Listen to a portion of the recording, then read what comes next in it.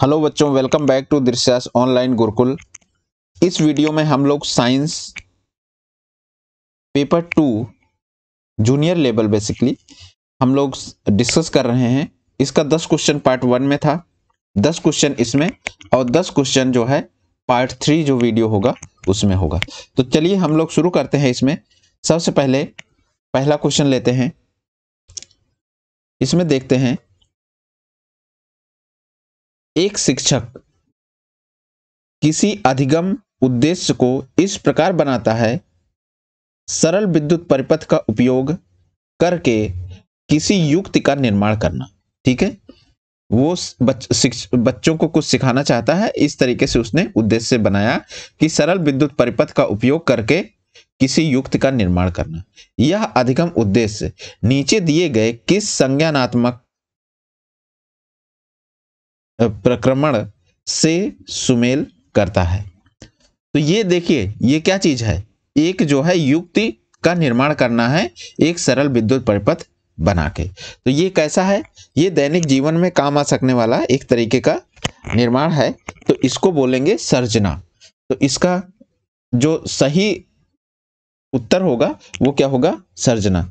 जब शिक्षक किसी अधिगम का उद्देश्य वो इस प्रकार बनाता है कि सरल विद्युत परिपथ का उपयोग करके किसी युक्ति का निर्माण करना हो, तो इसमें शिक्षक एक नई युक्ति बनाना चाहता है जो दैनिक जीवन के काम आ सके, अर्थात सर्जना संज्ञानात्मक प्रक्रम में सुमेल करता है। ठीक है, आगे बढ़ते हैं हम लोग दूसरे क्वेश्चन को, नेक्स्ट क्वेश्चन को देखते हैं कि नेक्स्ट क्वेश्चन क्या है। इसमें देखिए, अच्छी विज्ञान शिक्षा को कुछ आधारभूत वैधता को पूरा करना चाहिए। उच्च प्राथमिक स्तर पर कक्षा 6 के पाठ्यक्रम में छाया बनने के संप्रत्यय द्वारा निम्न में से कौन सी वैधता का सर्वाधिक औचित्य से पालन होता है? ठीक है, तो छाया बनने की बात की जा रही है। इसमें अच्छी विज्ञान शिक्षा को आधारभूत वैधता को पूरा करना चाहिए। उच्च शिक्षा स्तर पर कक्षा 6 के पाठ्यक्रम में छाया बनाने का संप्रत्यय द्वारा विषय ही सर्वाधिक औचित्य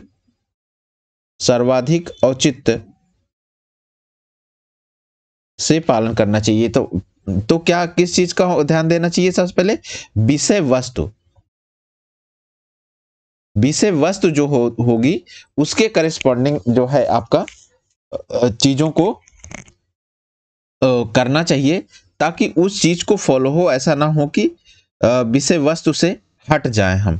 ठीक है, तो इसका बेस्ट ऑप्शन जो है option D is the correct answer. चलिए हम लोग आगे बढ़ते हैं, अगले क्वेश्चन की तरफ देखते हैं। अगला क्वेश्चन क्या है, इसमें देखिए,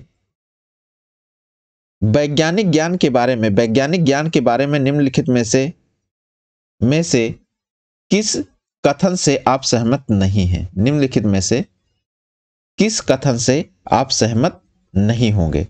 अब देखिए, वैज्ञानिक ज्ञान निरपेक्ष, निश्चित और शाश्वत होता है। ठीक है, दूसरा देखिए, वैज्ञानिक ज्ञान के विकास में कल्पना शक्ति और सृजनात्मकता सम्मिलित होती है। यह है और, ठीक है, यह भी ठीक है। अगला देखते हैं, सी में, वैज्ञानिक ज्ञान सामाजिक एवं सांस्कृतिक रूप से अंतः स्थापित होता है।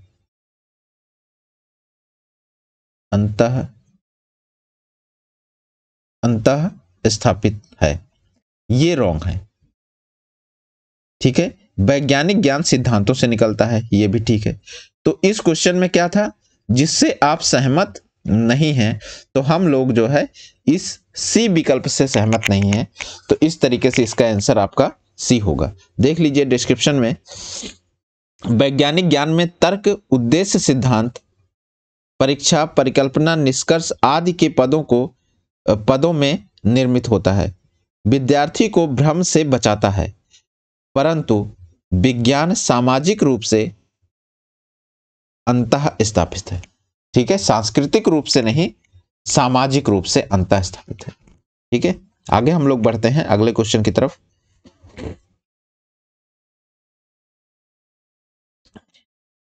ये देखिए, निम्नलिखित ग्रहों में से किसका अपना कोई उपग्रह, किसका अपना कोई उपग्रह नहीं है? तो बुध और शुक्र। ठीक है, बुध और शुक्र के कोई भी उपग्रह नहीं होते हैं। बुध और शुक्र के कोई भी उपग्रह नहीं होते हैं। तो इसमें क्या है, बुध तो है नहीं, शुक्र है जिसका कोई भी उपग्रह नहीं होगा। तो इसका ऑप्शन कौन सा सही है? सी। तो याद रखना है, काफी इंपॉर्टेंट क्वेश्चन है, बुध और शुक्र का कोई भी उपग्रह नहीं होता है। आगे बढ़ते हैं हम लोग अगले क्वेश्चन की तरफ, देखते हैं अगला क्वेश्चन क्या है। इस क्वेश्चन में देखिए, कोई बस अपनी यात्रा की पहली 10 किलोमीटर 40 किलोमीटर प्रति घंटा की औसत चाल से तथा शेष 45 किलोमीटर की दूरी 60 किलोमीटर प्रति घंटा की औसत चाल से तय करती है। संपूर्ण बस की यात्रा की औसत चाल ज्ञात कीजिए। तो देखिए, औसत चाल बराबर क्या होती है? कुल दूरी बटे कुल समय। ये चीज तो आपको याद ही करना है। औसत चाल बराबर क्या होता है? कुल दूरी बटे कुल समय। तो कुल दूरी कितनी है?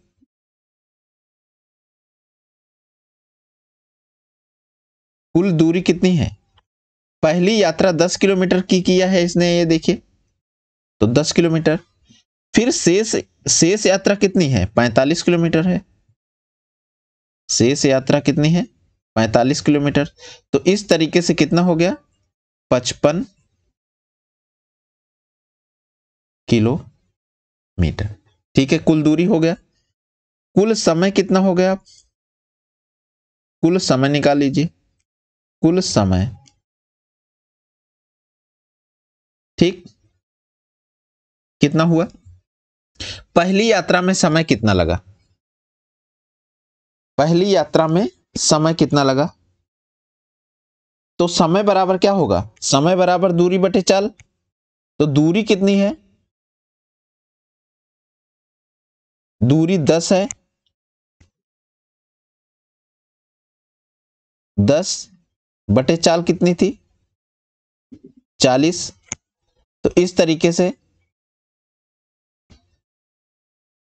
अब प्लस, सेम इसी तरीके से प्लस कर लीजिए। दूसरी यात्रा कितनी है? दूसरी यात्रा की दूरी कितनी है? 45 किलोमीटर। चाल कितनी है? 60। बस, अब इसको सॉल्व कर लीजिए। 1/4 प्लस, क्योंकि 0 से 0 कट गए, 15 तिया 45 और 15 चौको 60। तो 3/4। तो कितना आया? 3 × 4/4, 4/4 बराबर 1। तो कुल समय कितना आया? 1 घंटा। 1 घंटा। अब देखिए, तो अभी हमने क्या बताया कि औसत चाल बराबर कुल दूरी बटे समय। कुल दूरी कितनी है? 55 बटे कुल समय कितना है? 1 घंटा। तो इसका मतलब 55 किलोमीटर। ठीक है, 55 किलोमीटर पर आवर इसका जो है औसत चाल होगी। और वो जो है ऑप्शन बी है। Option B is the correct option. तो सिंपल बस इतना ही आपको याद रखना है कि औसत चाल बराबर जो होगी कुल दूरी बटे कुल समय होगा। तो और दूरी बराबर क्या हो जाएगा? दूरी बराबर क्या होगा? चाल गुणे समय। ठीक है, तो इस तरीके से दो फार्मूले इसमें यूज हो रहे हैं। आगे हम लोग बढ़ते हैं अगले क्वेश्चन की तरफ, देखते हैं कि अगला क्वेश्चन क्या है।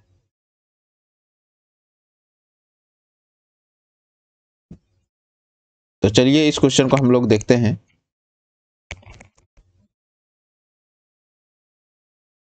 इसमें देखिए,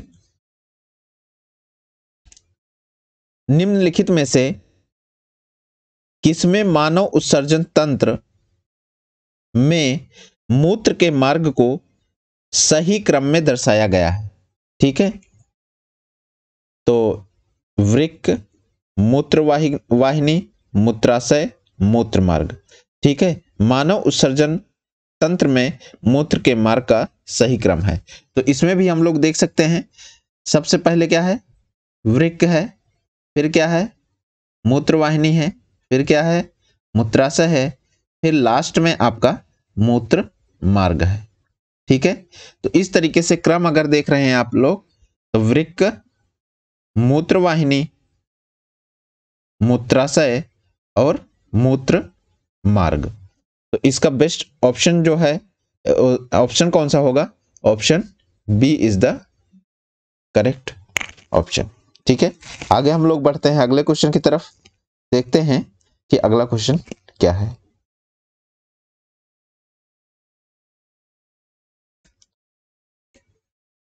कभी कभी शारीरिक कार्य करने के पश्चात हमारी पेशियों में क्रैम्प आ जाते हैं, मरोड़ आ जाते हैं, खिंचाव उत्पन्न हो जाता है। ऐसे होने का कारण क्या है? ऐसे होने का कारण यह है कि जो आपका पायरुवेट होता है, पायरुवेट जो होता है वो लैक्टिक अम्ल में कन्वर्ट हो जाता है। इसका जो रीजन होता है वो लैक्टिक अम्ल होता है। लैक्टिक अम्ल की अधिकता अगर मांसपेशियों में हो जाती है तो वो क्या होती है, मांसपेशियां आपकी अकड़ने लगती हैं। ठीक है, तो इसमें कौन सा है? डी जो है इसका आंसर होगा। पायरुवेट का लैक्टिक अम्ल में परिवर्तित हो जाना। कार्य करने के बाद शरीर के मांसपेशियों में जो क्रैम्प या खिंचाव आते हैं उसका मुख्य कारण पायरुवेट का लैक्टिक अम्ल में परिवर्तित होना होता है। पायरुवेट का लैक्टिक अम्ल में परिवर्तित होना होता है। यह थायराइड के कारण भी होता है। ठीक है, तो इसमें जो है मेन रीजन क्या है? पायरुवेट जो है लैक्टिक अम्ल में परिवर्तित हो जाता है, जिसके कारण मांसपेशियां जो है अकड़ जाती हैं या मांसपेशियों में खिंचाव आ जाता है, क्रैम्प आ जाता है। ठीक है, तो इसका रीजन ये है। तो अब हम लोग बढ़ते हैं अगले क्वेश्चन की तरफ, देखते हैं कि अगला क्वेश्चन क्या है। तो ये देखिए, इस क्वेश्चन में देखिए,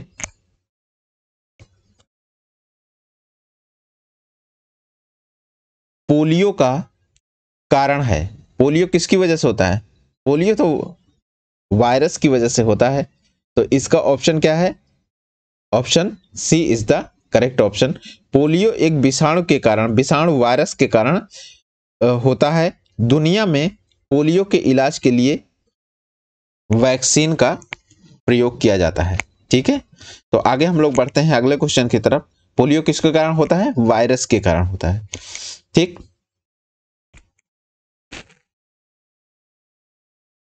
आगे हम लोग बढ़ते हैं अगले क्वेश्चन की तरफ, देखते हैं अगला क्वेश्चन।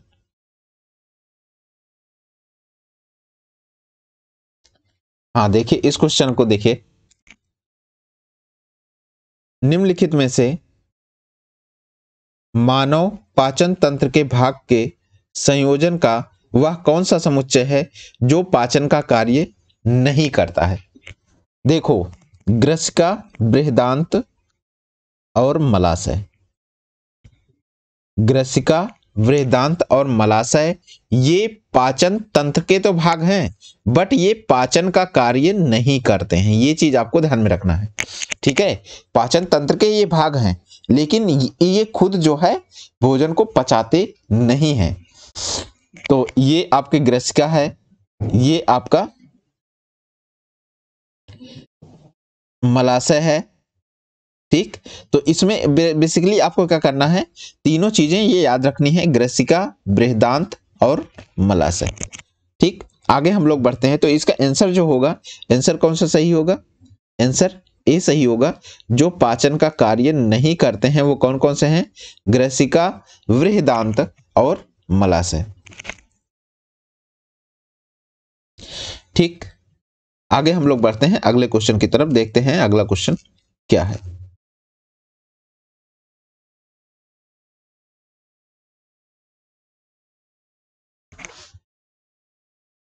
देखिए, किसी वस्तु की आभासी एवं विवर्धित छवि बनाने के लिए निम्नलिखित में से किसका उपयोग किया जा सकता है। देखिए, अवतल दर्पण और उत्तल लेंस दोनों से जो है आभासी और विवर्धित इमेज बनाई जा सकती है। तो इसका ऑप्शन कौन सा सही होगा? ऑप्शन सी सही होगा। अवतल दर्पण और उत्तल लेंस, ये चीज ध्यान रखना, अवतल दर्पण और उत्तल लेंस, इन दोनों से क्या हो सकता है?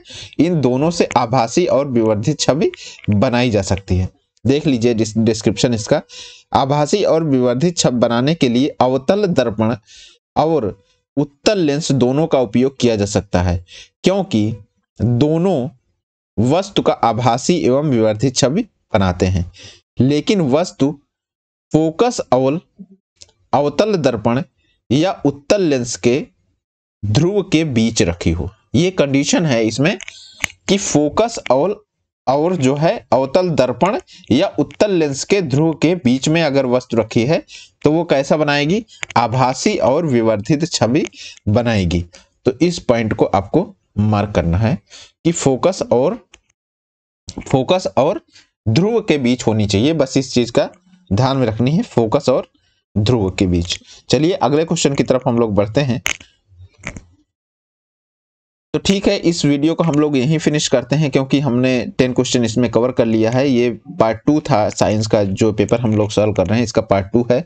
अगर वीडियो आपको पसंद आ रहा है तो चैनल को सब्सक्राइब करिए, दोस्तों के साथ शेयर कीजिए और चैनल पर बने रहिए। चलिए, थैंक यू।